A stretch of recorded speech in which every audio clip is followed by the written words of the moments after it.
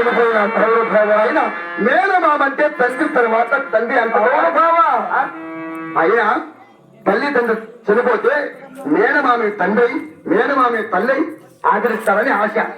అలాంటిది మా మేనమామ ఎప్పుడు ఒక్కరోజు కూడా వచ్చి నా బావమరిది మరదాలు ఉన్నారని ఈ బాబా ఎంగిరి చేత కాకిందో లేదా ఇప్పటికి మించినది లేదు, జరిగినదేదో జరిగిపోయేది కానీ ఈ కాలం నుండి ఈ క్షణం నుండి నీకు తల్లి మారు తల్లి గాను తండ్రి మారు తండ్రి గాను సర్వస్వము నేనే ఉందని నీకు బాధ చేయించున్నాను బాబా. అంటే నేను నీ మాట నమ్ముతానా? ఇన్నేళ్ళ నుంచినే మా తల్లిదండ్రులు పోయి అంత పెట్టినప్పుడు నాకు 12 వయసులో పెళ్ళైతే చేసుకున్నాను. కానీ మా చెల్లెలు పంచి పెట్టి అప్పుడే మా తల్లిదండ్రులు ముందు చనిపోయి ఉన్నారు. అలనాటి కాలం నుండి దిక్కులేని బిడ్డలుగా పట్టులేని పరదేశులుగా అండలేని అనాథులుగా బ్రతుకుతుంటే ఒక్కరోజైనా వచ్చి బాబా మమ్మల్ని ఆదరించావా?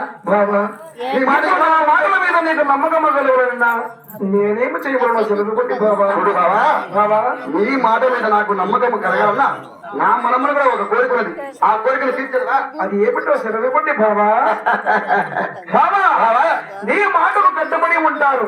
నీకు కావాలన్నా నా సర్వస్వము నా ప్రాణమే నీకు అర్పించదు బాబా. బాబా నా మనసులో మాట నీకు చెప్తున్నాను, అది నీవు అంగీకరించావు.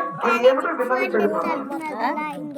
నీవు అంగీకరిస్తే ఓకే, లేదనుకో ఇప్పుడు నువ్వు నేను ఎక్కడ మాట్లాడుతాను బాబా. నీ మాట నేను కట్టుబడే ఉంటాను. అది ఎప్పుడో చెప్తున్నాను చెప్పండి బాబా.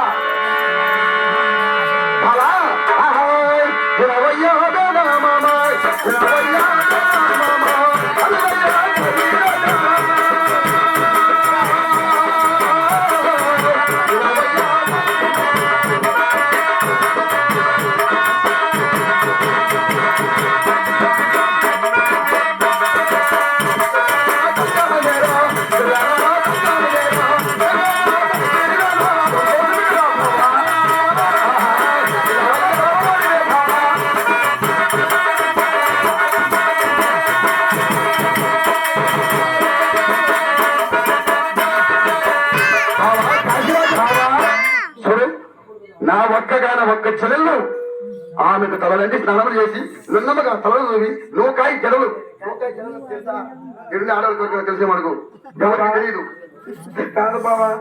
ఇరుండే వాళ్ళకి నూకాయ ఏమి తెలుసు ఉండే మేడం. నా చెల్లెలకు కురులు ఇంత పొడవున్నాయి. ఆ కురులు